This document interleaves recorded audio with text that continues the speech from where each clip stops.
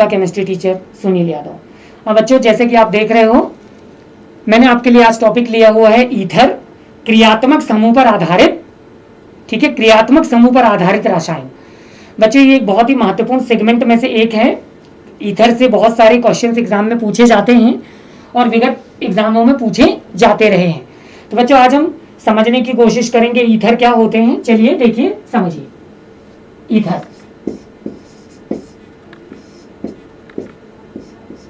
बच्चों मैं आपको डेफिनेशन सबसे पहले बताने जा रहा हूं। जब हम किसी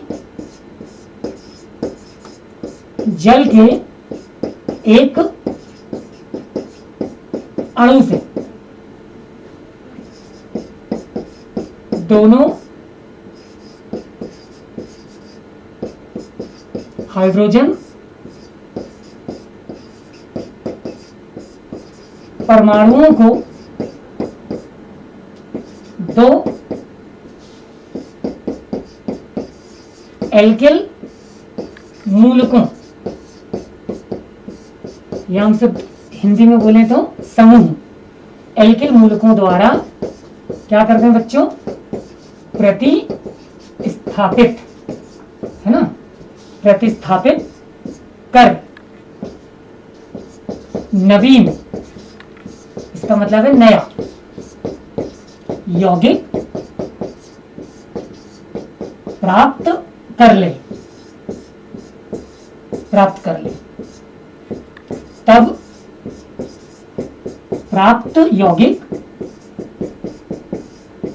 क्या कहलाएंगे बच्चों, ईथर कहलाते हैं।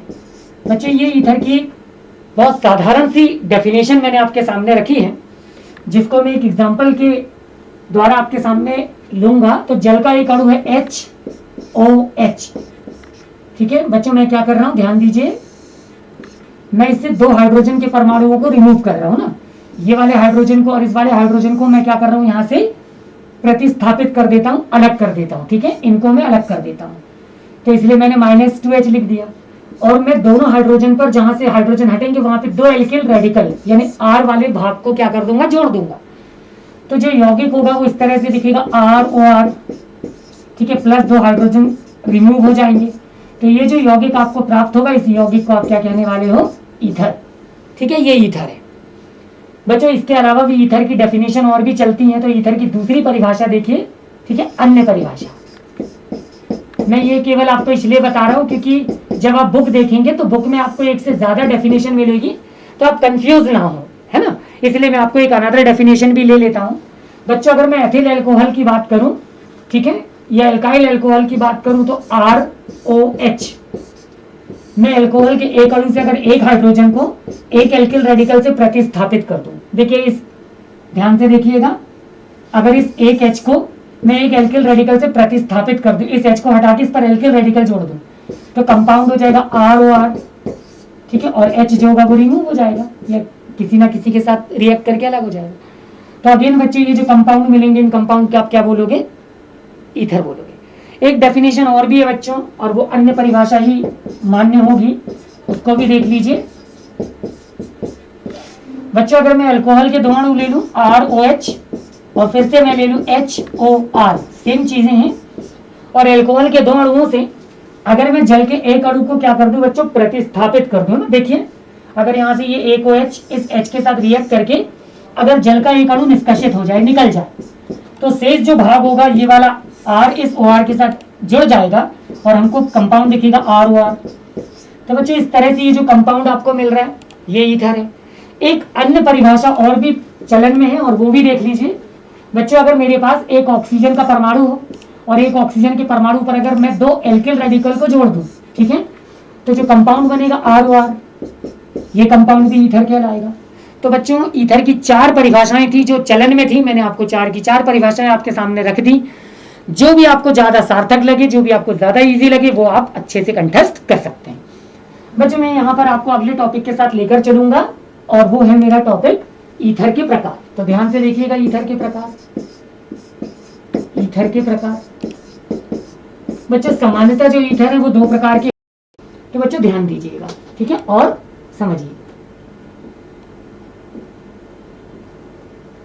तो बच्चों सबसे पहले आपके सामने रख रहा हूं सरल ईथर या सममित ईथर।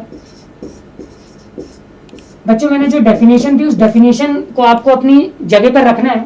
सिर्फ आप समझ लीजिए कि जब मैं आपको बता दूं कि ईथर ROR है, ठीक है, ईथर का जो रासायनिक फार्मूला मैंने आपके सामने क्रिएट किया ना बच्चों, अगर वो मैं आपके सामने वापस रख रहा हूं तो ईथर का जो जर्नल फार्मूला मैंने आपके सामने रखा ROR, आप यहाँ पे ध्यान दीजिए कि जब ईथर में एक ऑक्सीजन परमाणु से जुड़े हुए दो एल्किल रेडिकल ना दोनों ही एक जैसे हो, ठीक है, दोनों R हो, तो इस प्रकार के ईथर को हम बोलेंगे सरल ईथर।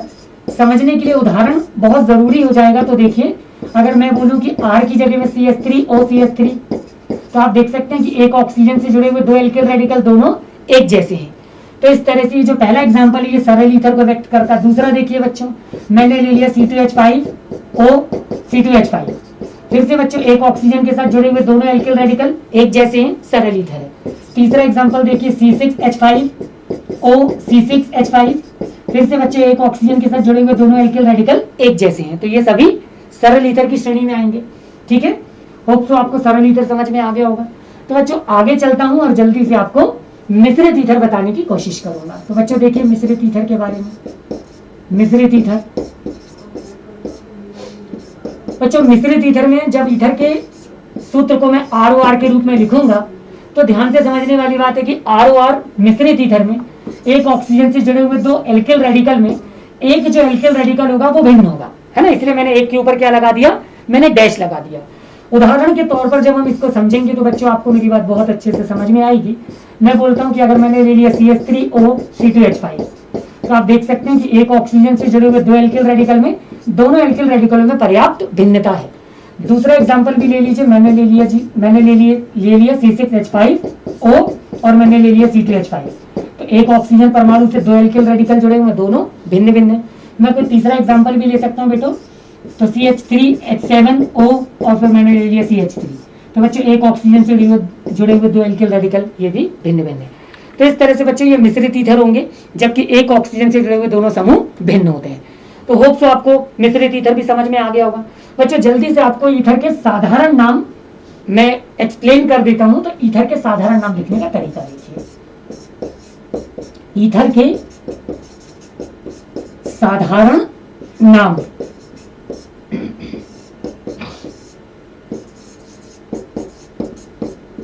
लिखने के नियम, या आप कह दो कि कैसे लिखते हैं, वो चीज मैं आपको एक्सप्लेन कर रहा हूं। बच्चों मैं उदाहरण के तौर पर बहुत सिंपल सी बात लेता हूं कि CH3OCH3। जब बच्चों आप सरल ईथर में होंगे तो आप देख सकते हैं कि एक ऑक्सीजन से जुड़े हुए दोनों एल्किल रेडिकल एक जैसे हैं, है ना, तो कितने बार एल्किल रेडिकल, दो बार। तो बच्चे दो के लिए सबसे पहले आप लिखते हैं डाई। क्या जुड़ रहा है डाई बार, CH3 को आप बोलते हैं मैथिल, तो ये हो जाएगा डाई मैथिल। और ऑक्सीजन के लिए पीछे आप क्या लिख देते हैं, ईथर, तो ये हो जाएगा डाई मैथिल ईथर।